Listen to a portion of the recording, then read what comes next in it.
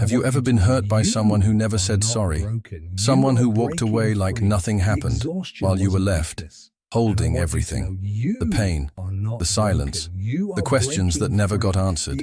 And somehow, all these years later, it still lives inside you. Not because you haven't tried to move on, but because you've been trying to heal something without ever truly releasing it. This is where Ho'oponopono begins. It doesn't require the other person to be present. It doesn't need them to change. It doesn't even need them to understand what they did. Because Ho'oponopono is not about them. It's about you and what you continue to carry. It's about the memories that play over and over again in your subconscious, shaping your emotions, your reactions, and even your relationships today, without you realizing it. Maybe you tell yourself you've moved on, but deep down, there's a part of you still stuck in that story, a version of you that still waits for closure, that still hopes for justice, that still feels unseen. And this is the sacred invitation of Ho'oponopono, to no longer wait for someone else to set you free, to stop demanding healing from a wound they may never acknowledge, to realize that freedom begins the moment you take responsibility for what lives inside you, not what someone else did. Dr. Hew Len once said, "I was simply healing the part of me that created them." That phrase changed everything. Because what if the pain you feel is not about blaming them, but about cleaning the memory that's still attached to them? In Ho'oponopono, we say 4 simple phrases. I'm sorry. Please forgive me. Thank you. I love you. Not to manipulate, not to fix the past, but to cleanse the memory, to release the echo, to free the space where pain was occupying love. This isn't about forgetting. It's about remembering who you were before the pain. You don't need their apology to heal. You only need to reconnect with the part of you that knows. You are already whole. You are already free. And the love you've been waiting for was always within you. You might be wondering, how can 4 simple phrases, whispered in silence, heal something so heavy? How can we let go of pain when the past still happened? The answer lies in something deeper than the mind. It lies in the memory. According to Dr. Hew Len and the ancient wisdom of Ho'oponopono, what we experience in life is not random. It's a reflection of data, old programs, emotional memories, energetic impressions stored in the subconscious. And unless they're cleansed, they repeat. That's why sometimes you attract the same kind of partner again and again. You fight the same emotional battles. You feel triggered by things that seem small, but touch something ancient within you. It's not because you're broken. It's because the memory hasn't been released. Dr. Hew Len used this practice while working in a mental institution. He didn't counsel the patients. He didn't talk to them face to face. Instead, he sat in his office, looked at their files, and began to clean the part of him that resonated with their pain. Over time, patients who were heavily medicated began to heal. Rooms were unlocked. Staff stopped calling in sick. The entire environment shifted, without a single conversation. How? Because Ho'oponopono teaches us this. There is nothing out there. Everything you perceive is a mirror of what lives within. When you clean the memory in you, you free the other person too. You remove the energy between you. And what remains is neutrality, peace, sometimes even reconciliation, but always liberation. So when you say, "I'm sorry, please forgive me. Thank you, I love you," you're not begging, you're not blaming, you're not even asking for a result. You're simply reclaiming your space in the universe. You're saying, "I am ready to be free of this memory. Even if I didn't create it consciously, I'm choosing to take 100% responsibility for it now." And this is the highest act of spiritual maturity. It doesn't mean you excuse the harm. It doesn't mean you pretend it didn't hurt. It means you choose to stop drinking the poison of waiting for someone else to say the words that may never come. Because when you clean, you heal. And when you heal, you make space for a new story to begin. Some wounds don't bleed. They don't scream. They don't make a scene. But they live inside you like a shadow. And maybe you've learned to live with it. The tension in your chest when their name comes up. The way your body freezes when a memory flashes unexpectedly. The ache that visits at night, just before sleep, when your mind slows down enough to remember. This is the silent weight of emotional memory. A grief that didn't get to cry. A story that never found closure. A version of you that still lives in that moment, waiting for something to change. What Ho'oponopono gently reveals is this. You don't have to keep carrying what you didn't create. But once it's inside you, it becomes your responsibility to release. Not because you're guilty, but because your freedom matters more than the story. And most of the time, that weight isn't just the pain itself. It's the expectation that they'll one day regret, that they'll finally understand, that you'll feel whole when they return what they took. But the truth is, they may never change.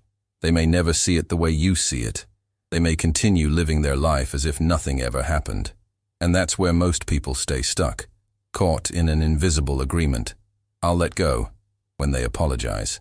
I'll heal when they admit what they did. I'll move on when they feel what I felt. But healing doesn't happen by waiting. Healing begins the moment you reclaim your power, not over them, but over what lives inside you. When you practice Ho'oponopono, you don't erase the past. You clean the pain attached to the memory. And little by little, something inside begins to soften. The name loses its sting. The story loses its grip. The identity of the one who was hurt dissolves. And what remains is just you, whole, present, free. This is the miracle of Ho'oponopono. It doesn't fight the past. It doesn't rewrite the story. It cleans the energetic residue, the imprint of emotion, so your life is no longer shaped by shadows. And when that weight lifts, you'll feel something you may not have felt in a long time. Peace. Not because they said sorry, but because you finally said yes to your own healing. So how do you actually use Ho'oponopono when your heart still aches? When the wound isn't just a thought, it's a name, a moment, a sentence you keep replaying that still brings tears to your eyes. You begin right where you are, with what you feel, not with the mind, but with the emotion that still lives in your body. You don't need to fix the relationship. You don't even need to speak to the person. You just need to bring them, or the memory, into your heart and begin the cleansing. Step 1. Gently bring them into your awareness. Close your eyes and breathe. Feel whatever needs to be felt. Don't fight it, just witness. Call up their image or the moment that still hurts. Not to relive the pain, but to clean what still binds you to it. Step 2. Begin the 4 phrases, slowly, with presence. I'm sorry. Please forgive me. Thank you. I love you. Say them not to them, but to the memory, to the energy between you, to the data that's been replaying inside your soul. And if it feels fake at first, that's okay. The words don't need to be perfect. What heals is your intention to cleanse, not your performance. Repeat the phrases. Let the energy move.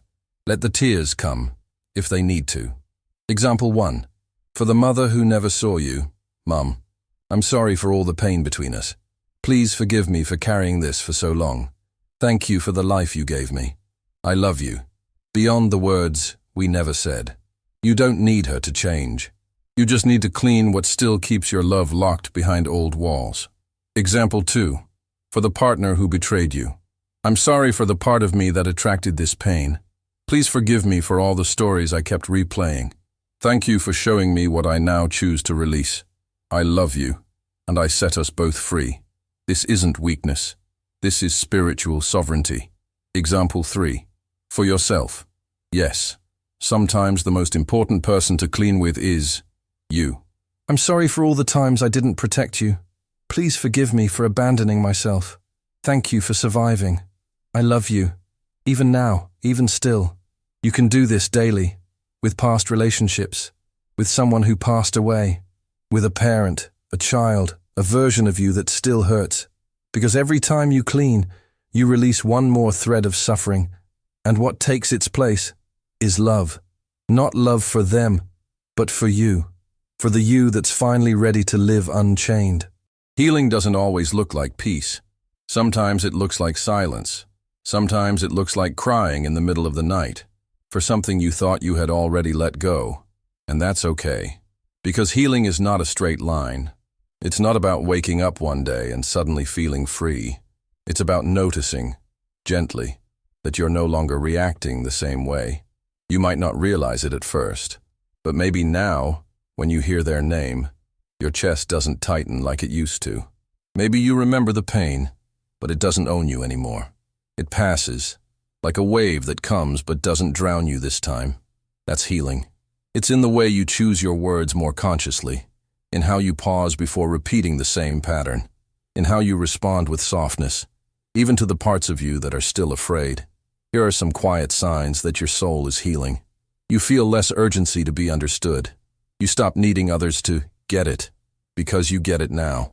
You stop rehearsing the past in your mind. The story becomes just that, a story, not a prison. You catch yourself feeling peace, without trying, and it surprises you. Like a moment of sunlight after days of rain, you begin to trust life again, not because everything is fixed, but because you are no longer broken. Sometimes the mind will say, you're just numb, you've become cold, you're running from it. But your soul knows, you're not avoiding, you're surrendering. You're allowing the wound to breathe instead of ripping it open again. You're letting love back in, not as a gift from someone else, but as a choice you make, over and over again for yourself. So if it still hurts sometimes, that's okay. It doesn't mean you're stuck. It means you're human, and your healing is already happening. Every "I love you" whispered to your own pain is a thread cut, a knot untied, a chain released. And one day soon, you'll look back and realize, I didn't forget what happened, but I am no longer bound by it. That's when you'll know, Ho'oponopono worked, and you chose yourself, gently, bravely, completely. Take a deep breath. Let it fill your body. Feel it reach the places where emotion still hides. Close your eyes if you feel safe to do so, and bring into your heart someone you need to forgive, or someone you need to release, or maybe, just maybe, yourself. There's nothing you need to fix. There's no perfect version of you that you must become first. Just bring the presence, just bring the breath, and allow these 4 sacred phrases to move through you, like a prayer. Say it in your heart, slowly, softly, fully. I'm sorry, for all the pain I've carried, knowingly or not, for the energy I absorbed, for the part of me that held onto this out of fear. Please forgive me. For every time I replayed the memory, for the stories I kept feeding, for the ways I abandoned myself in the process. Thank you for the lesson, even if I don't yet understand it, for the opportunity to clean, to release, to heal, for this breath, this moment, this chance to begin again. I love you, not because everything is okay, but because love is what remains when all else is cleared. Stay here for a few seconds. Let the words echo, not as affirmations, but as invitations. Each time you say them, you are speaking to the memory, not the person, to the energy, not the event. You are saying, I take responsibility for what lives in me, and I now choose to set us both free. You can do this as often as you need. There is no limit, no rule, no ritual more powerful than your sincerity. Whether it's with an ex, a parent, a sibling, a version of yourself from 5 years ago, you can always come back to these 4 phrases, because they don't just clean pain, they restore the truth beneath it, that you were always love, you were always whole, you were always more than what happened to you, and you still are. Maybe no one ever apologized. Maybe the pain was never fully named. Maybe the ending you needed never came. But if you've come this far, if you've allowed these words to soften something inside you, if you've whispered the 4 phrases with even the smallest seed of intention, then healing has already begun. Not because the other person changed, not because the past disappeared, but because you remembered that you were never powerless. The stories we carry are not the problem. The problem is when we let them define who we are. But Ho'oponopono teaches something sacred. You are not the memory. You are the one who can cleanse it. You are the one who can choose to stop the cycle, to clean the energy, to live from love, even when the world gave you reasons not to. And that makes you powerful. That makes you whole. That makes you free. So if this video touched something in you, if even a single tear formed, if even a single memory softened, then I invite you to mark this moment. Leave a comment below. I forgive. I release. I return to love. Let it be your soul's note to self, a message you can return to on the days when it feels harder to hold the light. And if you want to keep walking this path, if you want to go deeper into healing, into truth, into sacred remembrance, subscribe. Join this circle of quiet transformation. There's more to be cleaned, more to be loved, more to be remembered, because you were never broken, you were never too late, and you were never too far from healing. You just forgot, but now you remember. And that's all it takes for a new life to begin. The past shaped you, but it doesn't own you. Your healing starts with your willingness to love again, from within. I'm so honored you're here. Until next time, keep cleaning, keep loving, keep coming home to yourself.